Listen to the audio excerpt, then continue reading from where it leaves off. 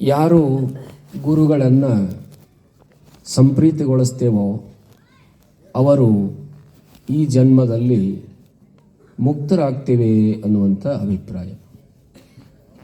ಕಾರಣ ಏನು ಅಂತಂದರೆ, ಗುರುಗಳ ಕಾರುಣ್ಯ ಅನ್ನುವಂಥದ್ದು ಅಷ್ಟು ಪವಿತ್ರವಾಗಿರುವಂಥದ್ದು, ಅಷ್ಟು ಸಮರ್ಥವಾಗಿರುವಂಥದ್ದು. ಏನವರ ಸ್ವರೂಪ ಅಂತಂದರೆ, ಸ್ವಾರ್ಥಂ ಅನಪೇಕ್ಷ್ಯ ಪರದುಃಖ ಪ್ರಹಾನ್ನೇಚ್ಛಾಹಿ ಗುರು ಕಾರುಣ್ಯಂ ಅಂತ ಹೇಳ್ತಾರೆ. ಅವರ ಸ್ವಾರ್ಥವನ್ನು ಯಾವಾಗೂ ಅವರು ಬಯಸೋದಿಲ್ವಂತೆ. ಸ್ವಾರ್ಥವನ್ನು ಬಿಟ್ಟು ಪರರಿಗೆ ಬಂದಿರತಕ್ಕಂಥ ದುಃಖವನ್ನು ಯಾವಾಗಲೂ ಅವರು ನಿವಾರಿಸುವುದರಲ್ಲಿ ತತ್ಪರರಾಗಿರ್ತಾರಂತೆ. ಸ್ವಾರ್ಥಂ ನ ಅಪೇಕ್ಷ, ಸ್ವಾರ್ಥವನ್ನು ಇಟ್ಟುಕೊಳ್ಳದಲೇ ಪರರಿಗೆ ಬಂದಿರತಕ್ಕಂಥ, ಪರರು ಅಂತಂದರೆ ಯಾರು ಅವರನ್ನು ಗುರುನೀನೇ ಗತಿಯೆಂದು ಮೊರೆಹೊಕ್ಕರವರನ್ನು ಕರುಣದಿಂ ಕರೆದು ಮನ್ನಿಸಿದ. ಕರುಣದಿಂ ಕರೆದನ್ನ ವರಹಸ್ತವನ್ನಿಟ್ಟು ವರಿದಾನೆ ಗುರುಬೋಧೆಯನ್ನು ಅಂತ. ಸದ್ಗುರುವೇ, ನೀನೇ ನನಗೆ ಗತಿ, ನೀನೇ ನನಗೆ ಮತಿ, ನೀನೇ ನನಗೆ ಮುಕ್ತಿ ಅನ್ನುವಂಥ ನಿರ್ಧಾರವನ್ನು ಮಾಡಿಕೊಂಡು ಯಾವಾಗ ಶರಣಾಗತನಾಗ್ತಾರೋ, ಯಾರು ಬಂದು ಶರಣಾಗತರಾಗ್ತಾರೋ ಅವರ ದುಃಖವನ್ನು ನಿವಾರಿಸುವುದರಲ್ಲಿ ಸಮರ್ಥರು ಅಂತ. ಈ ಒಂದು ದೀಪ ಇನ್ನೊಂದು ದೀಪವನ್ನು ಬೆಳಗಬೇಕು ಅಂತಾದರೆ ಆ ದೀಪ ಈ ಬೆಳಗತಕ್ಕಂಥ ದೀಪದ ಹತ್ತಿರ ಇರಬೇಕು, ಅದರ ಹತ್ತಿರ ಬರಬೇಕದು. ಯಾವಾಗ ಬೆಳಗತಕ್ಕಂಥ ದೀಪದ ಹತ್ತಿರ ಬೆಳಗಬೇಕಾಗಿರುವಂಥ ದೀಪ ಬಂದು ಸಂಬಂಧವನ್ನು ಮಾಡಿಕೊಳ್ಳುತ್ತದೆಯೋ ಆವಾಗ ಆ ದೀಪವು ಕೂಡ ಬೆಳಗಲು ಶುರುವಾಗುತ್ತದೆ. ಆ ದೀಪಕ್ಕೆ ಈಗಾಗಲೇ ಕತ್ತಲೆ ಇತ್ತು, ಅದು ಬೆಳಗುತ್ತಿರಲಿಲ್ಲ. ಈ ದೀಪ ಬೆಳಗ್ತಾ ಇತ್ತು. ಈ ದೀಪ ನಾನು ಅದನ್ನು ಬೆಳಗಿಸಬೇಕು ಅನ್ನುವಂಥ ಸ್ವಾರ್ಥ ಏನು ಇರಲಿಲ್ಲ. ಅದನ್ನು ಬೆಳಗಿಸುವುದರಿಂದ ಇದಕ್ಕೇನು ಬಹಳದಾಗಿರ್ತಕ್ಕಂಥ ಸಹವಾಸಿಗರಿ ಬರ್ತಾ ಇರಲಿಲ್ಲ. ಆ ಬೆಳಕನ್ನು ಅದಕ್ಕೆ ಉಂಟು ಮಾಡಿತು. ಯಾಕೆ ಅಂತಂದರೆ ಅದು ಸ್ವಲ್ಪ ಬೆಳಗಲಿ, ಅದು ತನ್ನ ಕತ್ತಲೆಯನ್ನು ಕಳೆದುಕೊಳ್ಳಲಿ, ಅದು ಸ್ವಲ್ಪ ಉತ್ತಮವಾಗಿರ್ತಕ್ಕಂಥ ಅವಕಾಶವನ್ನು, ಆನಂದವನ್ನು, ಸಂತೋಷವನ್ನು ಹೊಂದಲಿ ಅನ್ನುವಂಥದ್ದೇ ಅದರ ಗುರಿಯಾಗಿತ್ತು. ಅದನ್ನು ಬೆಳಗಿಸಿ ನಾನೇನಾದರೂ ಪಡೆಯಬೇಕು ಅನ್ನುವಂಥ ಆಸೆ ಈ ಬೆಳಕಿಗೆ ಹೇಗಿಲ್ಲವೋ, ಈ ದೀಪಕ್ಕೆ ಹೇಗಿಲ್ಲವೋ, ಸದ್ಗುರುಗಳಿಗೂ ಕೂಡ ನಾನು ಇದರಿಂದ ಏನಾದರೂ ಕೀರ್ತಿ ಪಡೆಯಬೇಕು ಅನ್ನುವಂಥ ಆಸೆ ಇರಲಿಲ್ಲ. ನಾನು ಇದರಿಂದ ದ್ರವ್ಯಗಳನ್ನು ಪಡೆಯಬೇಕು ಅನ್ನುವಂಥ ಆಸೆ ಇರಲಿಲ್ಲ. ನಾನು ಇದರಿಂದ ಸಂಪತ್ತುಗಳನ್ನು ಸಂಪಾದನೆ ಮಾಡಬೇಕು ಅನ್ನುವಂಥ ಆಸೆ ಇರಲಿಲ್ಲ. ಆ ದೀಪವನ್ನು, ಆ ಮನುಷ್ಯನನ್ನು ತಮ್ಮಂತೆ ಮಾಡಿಕೊಳ್ಳಬೇಕು ಅನ್ನುವಂಥ ಗುರಿ ಅವರಲ್ಲಿರುತ್ತದೆ.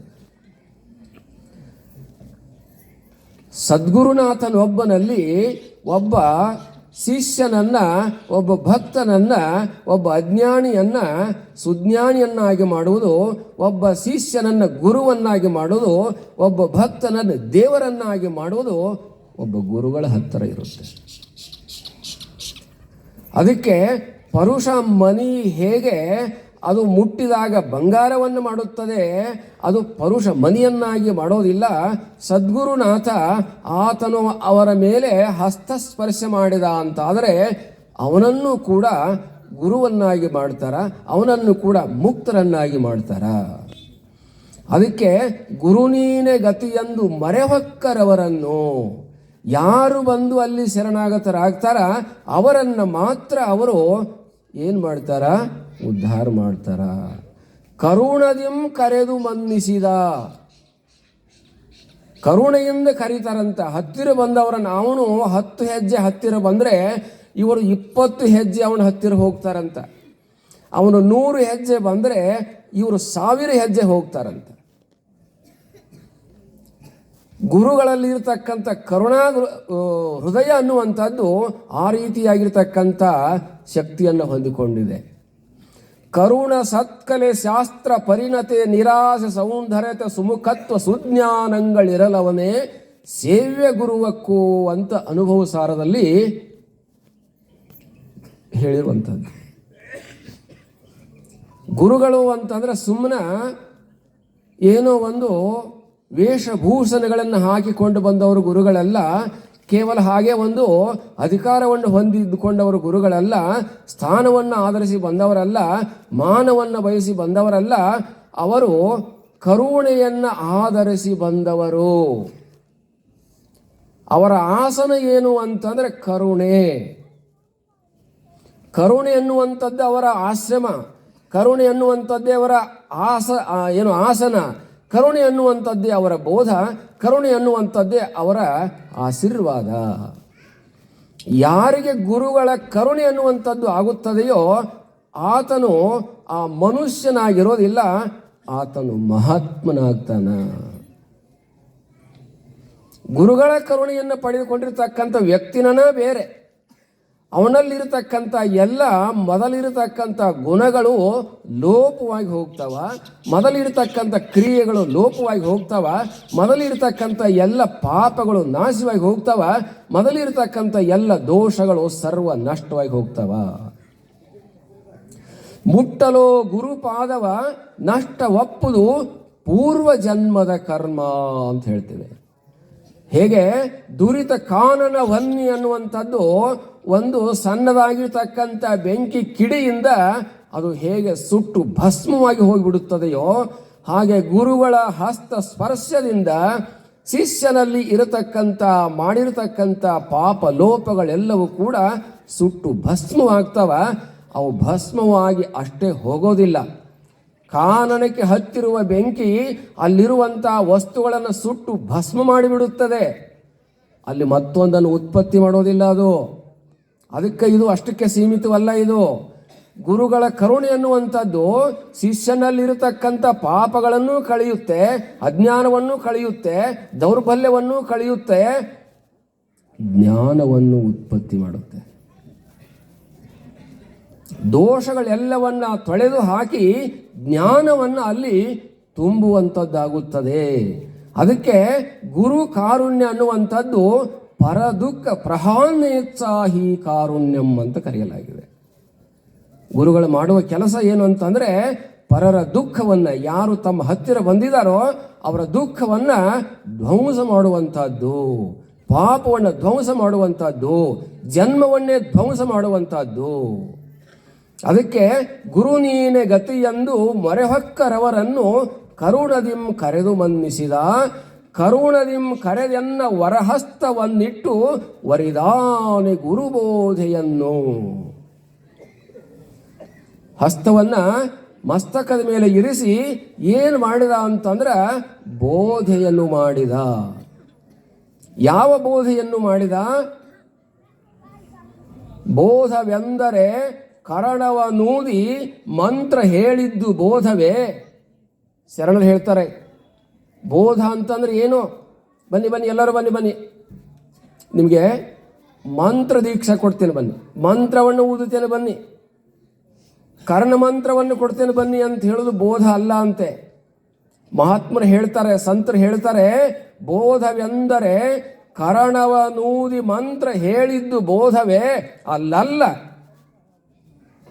ಗೊತ್ತೇನ್ರಿ? ಎಷ್ಟು ಸರಿ ಹೇಗೆ ಹೇಳ್ತಾರೆ ನೋಡಿ, ಅಲ್ಲಲ್ಲ ಅಂತ ಹೇಳ್ತಾರೆ. ನೀವು ಮಂತ್ರ ಉಪದೇಶವನ್ನು ಮಾಡ್ಕೊಂಡು ಹೋದ್ರೆ ಅವ್ರ ಜನ್ಮ ಪಾವನ ಆಗೋದಿಲ್ಲ. ಅದು ಸಂಸ್ಕಾರ ಆದಿತ್ತು ಅಷ್ಟು ಬಿಟ್ಟರೆ ಅವ್ರಿಗೆ ಜ್ಞಾನವಾಗೋದಿಲ್ಲ. ಅವ್ರಿಗೆ ಜ್ಞಾನ ಆಗಬೇಕು ಅಂತಂದ್ರೆ ನೀನೇ ಪರವಸ್ತು ಎಂದುದೇ ನಿಜಬೋಧ. ನೀನು ಪರವಸ್ತು, ನೀನು ಪರಮಾತ್ಮ ಅಂತ ಅವನಲ್ಲಿ ತುಂಬಬೇಕು, ಜ್ಞಾನವನ್ನು ತುಂಬಬೇಕು. ಆಯ್ತಾಯ್ತು ಹೋಗು, ಇನ್ನು 3 ವರ್ಷ ಮಾಡು, 12 ವರ್ಷ ಮಾಡು, ಇಷ್ಟು ವರ್ಷ ಜಪ ಮಾಡು, ಇಷ್ಟು ಜನ್ಮ ಜಪ ಮಾಡು, ಯಾವಾಗೋ ನಿನಗಾಗುತ್ತದೆ. ಅಂತ ಹೇಳಿ ಹೋಗೋದು ಗುರುಗಳ ಪ್ರವೃತ್ತಿ ಅಲ್ವಂತೆ. ನನ್ನ ಹತ್ತಿರ ಬಂದಿರತಕ್ಕಂಥ ಶಿಷ್ಯನು ಯಾವಾಗ ಮುಕ್ತನಾದಾನೋ ಅನ್ನುವಂಥ ಕಳವಳ ಅವರಲ್ಲಿರುತ್ತೆ ಅಂತೆ. ಶಿಷ್ಯನಲ್ಲಿ ತಳಮಳ, ಗುರುಗಳಲ್ಲಿ ಕಳವಳ ಅಂತ ಹೇಳ್ತಾರೆ. ಅವನಲ್ಲಿ ನಾನು ಯಾವಾಗ ಮುಕ್ತಿಯನ್ನು ಹೊಂದೇನೋ, ಯಾವಾಗ ಗುರುಗಳನ್ನು ಹೊಂದೇನೋ, ಯಾವಾಗ ನಾನು ಜ್ಞಾನವನ್ನು ಹೊಂದೇನೋ ಅನ್ನುವಂಥ ತಳಮಳ ಇರಬೇಕಂತೆ.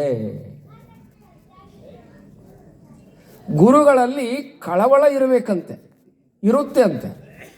ನನ್ನ ಶಿಷ್ಯ ಯಾವಾಗ ಉದ್ಧಾರ ಆದಾನೋ, ಯಾವಾಗ ಮುಕ್ತನಾದಾನೋ, ಯಾವಾಗ ಭವಬಂಧನಗಳಿಂದ ಬಿಡುಗಡೆಯನ್ನು ಹೊಂದ್ಯಾನೋ ಅನ್ನುವಂಥ ಕಳವಳ ಗುರುಗಳಿಗಿರುತ್ತದೆಯಂತೆ.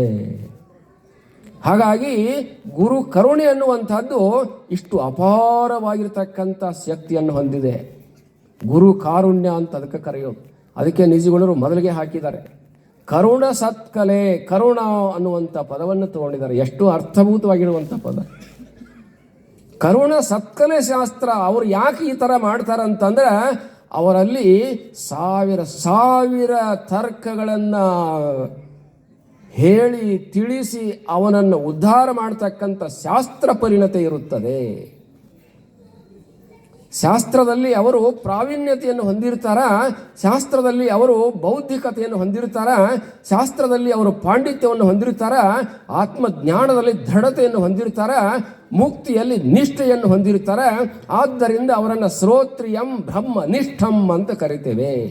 ಬ್ರಹ್ಮನೇ ತಿಷ್ಠತಿ ಇತಿ ಬ್ರಹ್ಮನಿಷ್ಠ. ನಿತ್ಯ ನಿರಂತರವಾಗಿ ಅವರು ಬ್ರಹ್ಮದಲ್ಲಿಯೇ ನಿರತರಾಗಿರ್ತಾರ, ಬ್ರಹ್ಮದಲ್ಲಿಯೇ ಚಿಂತಕರಾಗಿರ್ತಾರ, ಬ್ರಹ್ಮದಲ್ಲಿಯೇ ಅವರು ತಮ್ಮ ಕ್ರಿಯೆ ಕರ್ಮಗಳನ್ನು ನಡೆಸುವವರಾಗಿರ್ತಾರ. ಆದ್ದರಿಂದ ಅವರನ್ನು ಬ್ರಹ್ಮನಿಷ್ಠ ಅಂತ ಹೇಳ್ತೇವೆ. ಇಂಥ ಸತ್ಕಲೆ ಶಾಸ್ತ್ರ ಪರಿಣತಿಗಳನ್ನು ಹೊಂದಿದವರೇ ಮಹಾಗುರುಗಳು. ಇಂಥ ಉಪದೇಶವನ್ನು ಬಹಳ ಸುಲಭವಾಗಿ ಮಾಡಿಬಿಡ್ತಾರಂತವರು. ಆತನಿಗೆ ಸಮಯ ತಗೊಳ್ದಲಂತೆ, ದಿನಗಳನ್ನು ತಗೊಳ್ದಲಂತೆ. ಏನೋ ಘೋರ ಭವಮಾಲೆಗಳುಕಿ ಮನದೋಳಿದಾರಿಂದ ತೊಲಗುವುದೆಂದು ಚಾರು ಗುರುಪದ ವಿಡಿಯೇ ಮೊದಲು ಸಂಸಾರ ನಿನಗಿಲ್ಲವಾದುದ ಅಂತ ಹೇಳ್ತಾರಂತೆ. ಅವನು ತಿಳ್ಕೊಂಡಿದ್ದ, ನನಗೆ ಇಷ್ಟು ದಡ್ಡ ಇದ್ದೇನೆ, ಯಾರು ಉಪದೇಶ ಮಾಡಿದ್ರು ನನಗೆ ಅರ್ಥವಾಗ್ತಿಲ್ಲ, ಏನು ಓದಿದ್ರು ನನಗೆ ಅರ್ಥವಾಗ್ತಿಲ್ಲ, ಎಲ್ಲಿ ಹೋದರೂ ನನಗೆ ಸಮಾಧಾನ ಆಗ್ತಿಲ್ಲ, ನಾನು ಹೇಗೆ ಬದುಕೋದು ಅಂತ ದುಃಖದಲ್ಲೇ ಆತ ನೊಂದುಕೊಂಡು ಬಂದು ಗುರುಗಳಿಗೆ ಶರಣಾಗತನಾಗಬೇಕು ಅಷ್ಟೇ. ನನಗೆ ಹಿಂಗೆ ದುಃಖ ಆಗಿದೆ, ಬದುಕಲಿಕ್ಕೆ ಆಗ್ತಿಲ್ಲ ಅಂತ ಹೇಳಿ ಹೋಗಿಕೊಂಡು ಎಷ್ಟೋ ಜನರು ಎಲ್ಲೆಲ್ಲೂ ಹೋಗಿ ಹೊಳಿ ಮುಳುಗ್ತಾರ, ಬಾವಿ ಮುಳುಗ್ತಾರ, ಏನೇನು ಮಾಡಿಕೊಂಡು ಪ್ರಾಣ ಹಾನಿ ಮಾಡಿಕೊಳ್ತಾರ. ಶಿಷ್ಯನಾಗಿರ್ತಕ್ಕಂಥವನು ಈ ಥರ ಯೋಚನೆ ಮಾಡ್ತಾನಂತೆ.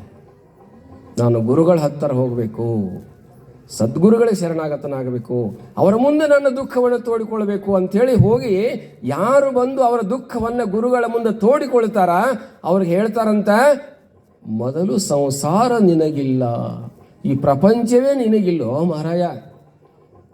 ಈ ಪ್ರಪಂಚ ಜಗಕ್ಕೆ ಇಕ್ಕಿದ ವಿಧಿ. ಪ್ರಪಂಚ ನೀನಲ್ಲ, ಈ ದೇಹ ನೀನಲ್ಲ, ಈ ಎಲ್ಲ ಮಾಡಿರ್ತಕ್ಕಂಥ ಕ್ರಿಯಾ ಕರ್ಮಗಳು ನೀನಲ್ಲ, ನಿನ್ನವೂ ಅಲ್ಲ. ಹೌದಲ್ವೇ? ಭೂಮಿ ನಿನ್ನದಲ್ಲ, ಹೇಮ ನಿನ್ನದಲ್ಲ, ಕಾಮಿನಿ ನಿನ್ನವಳಲ್ಲ. ಇದು ಜಗಕ್ಕಿಕ್ಕಿದ ವಿಧಿ. ನಿನ್ನೊಡವೆ ಎಂಬುದು ಜ್ಞಾನರತ್ನ ಅಂತ ಹೇಳ್ತಾರಂತೆ. ನೀನು ಎಂಥ ಶ್ರೀಮಂತಪ್ಪ, ಆ ಜ್ಞಾನರತ್ನವನ್ನು ನೀನು ಅಲಂಕರಿಸಿದಿ ಆದೊಡೆ ನಿನ್ನಿಂದ ಬಿಟ್ಟು ಸಿರಿವಂತರಿಲ್ಲ ಕಾನ ಗುಹೇಶ್ವರ. ಎಂಥ ಶ್ರೀಮಂತ ಇದೆಯಪ್ಪ ನೀನು. ಭೂಮಂಡಲದಲ್ಲಿ ಯಾರು ದೊಡ್ಡ ದೊಡ್ಡ ಶ್ರೀಮಂತರಂತೇವೋ ಅವರೆಲ್ಲರಕ್ಕಿಂತ ಹೆಚ್ಚಿನ ಶ್ರೀಮಂತ ನೀನಾಗಿದ್ದೀಯಾ. ಆದ್ದರಿಂದ ನೀನು ಬಡವನಲ್ಲ, ನೀನು ಪಾಪಿನೂ ಅಲ್ಲ, ನೀನು ತಾಪವನ್ನು ಹೊಂದಿದವನು ಅಲ್ಲ, ವ್ಯಾಪವನ್ನು ಹೊಂದಿದವನಲ್ಲ, ದುಃಖವು ನಿನಗಿಲ್ಲ. ನಿನಗೆ ಈ ಭವಬಂಧನಾತ್ಮಕವಾಗಿರ್ತಕ್ಕಂಥ ಜನನ ಮರಣಾತ್ಮಕವಾಗಿರ್ತಕ್ಕಂಥ ಈ ಪ್ರಪಂಚವೇ ನಿನಗಿಲ್ಲ. ಇದು ಬಂದಿರತಕ್ಕಂಥದ್ದು ನಿಸರ್ಗದತ್ತವಾಗಿ, ಅದಕ್ಕೆ ಸಾಕ್ಷಿಭೂತವಾಗಿರ್ತಕ್ಕಂಥ ಆತ್ಮ ಚೈತನ್ಯವೇ ನೀನಿದ್ದೀಯಾ. ಜಡವೇ, ಈ ಜಗತ್ತು ಜಡ ಅನ್ನೋದನ್ನು ಹೇಳಿಕೊಂಡು ಬಂದಿದೆ. ಅಜ್ಞಾನಿ ಎಲ್ಲವೇ ಜೀವನೇ, ನಿನ್ನನ್ನು ಸುಜ್ಞಾನಿ ಎಂದು ಕರೆಯುವರೆ. ಯಾರಾದರೂ ನಿನ್ನ ಬಲ್ಲವರು ಸುಜ್ಞಾನಿ ಅಂತಾರೇನೋ, ಚೈತನ್ಯ ಪೂತ ನೀನಾಗಿದ್ದು ಜಡಪಂಚಭೂತ ದೇಹವಿದನ ನೀನೆಂಬೆ. ಅಜ್ಞಾನಿಯಲ್ಲವೇ ನೀನು ಅಜ್ಞಾನಿಯಲ್ಲೇನೋ? ನಿನಗೆ ಯಾರಾದರೂ ಶಾನೆ ಅಂತಾರೇನಪ್ಪ? ಒಂಥರ ನೀನು ಹುಚ್ಚಿದ್ದಂಗೆ ಇದೀಯಾ. ಇಂಥದನ್ನೆಲ್ಲ ಹಿಡ್ಕೊಂಡು ನಾನು ದುರ್ಬಲನಾಗಿದ್ದೇನೆ, ಪಾಪಿಯಾಗಿದ್ದೇನೆ, ನಾನು ಪುಣ್ಯವಂತನಾಗಿದ್ದೇನೆ, ಶ್ರೀಮಂತನಾಗಿದ್ದೇನೆ, ಬಡವಾಗಿದ್ದೇನೆ, ಕುರುಡಾಗಿದ್ದೇನೆ, ಕುಂಟಾಗಿದ್ದೇನೆ, ಹೆಳವಾಗಿದ್ದೇನೆ, ಎಲ್ಲ ಶರೀರ ಧರ್ಮ, ಇಂದ್ರಿಯ ಧರ್ಮ, ಕರಣ ಧರ್ಮ, ಪ್ರಾಣ ಧರ್ಮ ಇವನ್ನೆಲ್ಲ ಹಿಡ್ಕೊಂಡು ನೀನು ಅತ್ಕೊಂತ ಕೂತಿದೀಯಲ್ಲ. ಇವ್ಯಾವೂ ನಿನ್ನವು ಅಲ್ಲ. ನೀನು ಇವೆಲ್ಲವುಗಳಿಗೆ ಸಾಕ್ಷಿ ಚೇತ ಕೇವಲ ನಿರ್ಗುಣ ಆಗಿರತಕ್ಕಂಥ ಪರತತ್ವ ಪರಮಾತ್ಮ ರೂಪ ನೀನಾಗಿದ್ದೀಯಾ. ಅಂಥದ್ರಲ್ಲಿ ನಿನಗೆ ಯಾವ ಬಂಧನ, ಯಾವ ದುಃಖ, ಯಾವ ಕಷ್ಟ, ಯಾವ ನಷ್ಟ ಹೀಗೆಲ್ಲ ಇರುವುದರಿಂದ ನಿನಗೆ ದುಃಖವಿಲ್ಲ, ನಿನಗೆ ಮರಣವೂ ಇಲ್ಲ, ನಿನಗೆ ಜನನವೂ ಇಲ್ಲ. ಎಲ್ಲವುಗಳಿಂದ ಸಾಕ್ಷಿ ಸ್ವರೂಪದಿಂದಿರತಕ್ಕಂಥ ಪರಮಾತ್ಮನು ನೀನಾಗಿದ್ದೀಯಾ. ನಿನಗಿನ್ನು ಯಾವುದೂ ಕೂಡ ಚಿಂತೆ ಇಲ್ಲ ಅಂತ ಹೇಳಿದ್ರು. ಅವಾಗ ಅವನು ಏನೆಂದು ಪೇಳಲಿ ಪರಮಾನಂದವೆನಗಾದ ಹದನ ನಿನ್ನೋ ಅಂದ. ಗುರುಗಳೇ, ನಿಮ್ಮ ಕರುಣೆಯಿಂದ ಆಗಿರ್ತಕ್ಕಂಥ ಈ ಸಂತೋಷವನ್ನು ನಾನು ಏನೆಂದು ಹೇಳಲಿ? ಏನೆಂದು ಹೇಳಲಿಕ್ಕೇ ಬಾರದೆ ಇರಬೇಕಾದಾಗ ಇಂಥ ನಿಮ್ಮ ಉಪಕಾರವನ್ನು ನಾನು ಎಂದಾದರೂ ಮರೆಯಲು ಸಾಧ್ಯವೇ? ನಾನು ಎಂದಾದರೂ ಇದನ್ನು ಅರಿತು ಮರೆತು ಆದರೂ ಕೂಡ ಬಿಟ್ಟು ಹೋಗಲು ಸಾಧ್ಯವೇ? ಎಂದೂ ಸಾಧ್ಯವಿಲ್ಲ. ನಾನು ಮರೆಯಲಾಗದಿರತಕ್ಕಂಥ ಅನುಭವದ ಜ್ಞಾನವನ್ನು ನನಗೆ ನೀಡಿದ್ದೀರಿ. ನಿಮ್ಮ ಉಪಕಾರವನ್ನು ನಾನು ಎಂದು ಮರೆಯಲಿ ಅನ್ನುವಂಥ ಉಪಕಾರ ಸ್ಮರಣೆಯನ್ನು ಹೇಳಿದ ಇಂಥ ಸದ್ಗುರುನಾಥ ನಮಗೆ ದೊರಕಿರುವುದು ಬಹಳ ಸುಕೃತ. ಇದನ್ನು ನಾವು ಪಡೆಯೋದು ಕೂಡ ಬಹಳ ಸುಕೃತ ಅನ್ನುವಂಥ ಅಭಿಪ್ರಾಯವನ್ನು ನಾವು ಹೊಂದಬೇಕಾಗಿದೆ. ಇದನ್ನು ಯಾರು ನಾವು ಪಡೆದುಕೊಳ್ತೇವೆ, ನಮ್ಮ ಜನ್ಮ ಸಾರ್ಥಕ. ಸದ್ಗುರುಗಳು ಹೇಳಿರುವಂಥ ಉಪದೇಶ ಇದು ಅತ್ಯಂತ ಆತನಿಗೆ ಹುಡುಕಿಕೊಂಡು ಹೋಗುವಂಥದ್ದಲ್ಲ, ಅವನನ್ನೇ ಹುಡುಕಿಕೊಂಡು ಬರುವಂಥದ್ದು. ಬ್ರಹ್ಮವೇ ತಾನೆಂದು ಸುಮ್ಮನಾಗಲು ಮುಕ್ತಿ ನಿಮ್ಮನಿಯಾಳಾಹುದೆಂದ ಅಂತ ಹೇಳಿದರು ಸದ್ಗುರುಗಳು. ನೀನು ಮುಕ್ತಿಯನ್ನು ಸುಖವನ್ನು ಹುಡುಕೊಂಡು ಹೋಗಬೇಕಿಲ್ಲ. ಆ ಮುಕ್ತಿ ಸುಖ ಅನ್ನುವಂಥದ್ದು ನಿನ್ನ ಮನೆಯ ಬಾಗಿಲಾಗಿ ನಿನ್ನನ್ನು ಕಾಯುತ್ತದೆ. ನಾನು ಬ್ರಹ್ಮವೆಂದು ತಿಳಿದು ನೀನು ನಿಶ್ಚಿಂತನಾಗಿರು ಅಂತ ಹೇಳಿರುವಂಥದ್ದು ಗುರುಗಳ ಉಪದೇಶ. ಆ ಮುಕ್ತಿಯನ್ನೇ ನನ್ನ ಮನೆಗೆ ತರಿಸಿ ನನ್ನ ಬಾಗಿಲಲ್ಲಿ ಇರಿಸಿರತಕ್ಕಂಥ ಸದ್ಗುರುವೇ, ನಿನ್ನನ್ನು ನಾನು ಮರೆಯಲು ಸಾಧ್ಯವೇ ಅನ್ನುವಂಥ ಕೃತಜ್ಞತಾ ಭಾವವನ್ನು ವ್ಯಕ್ತಗೊಳಿಸಿರುವಂಥದ್ದು ಶಿಷ್ಯನ ಇದೊಂದು ಅಭಿಪ್ರಾಯ. ಅಂತ ಅಭಿಪ್ರಾಯವನ್ನು ನಿಜಗುಣ ಏನು ಸರ್ಪಭೂಷಣ ಶಿವಯೋಗಿಗಳು ಇಲ್ಲಿ ವ್ಯಕ್ತಗೊಳಿಸಿದ್ದಾರೆ. ಇಂತಹ ಒಂದು ಸದವಕಾಶ ನಮಗೂ ಸಿಗಲಿ ಅಂತೇಳಿ ಸದ್ಗುರುಗಳಲ್ಲಿ ಪ್ರಾರ್ಥಿಸಿಕೊಂಡು ನನ್ನ ವಾಗ್ರೂಪ ಸೇವೆಯನ್ನು ವಿರಮಿಸುತ್ತೇನೆ. ಹರಿ ಓಂ ತತ್ಸತ್.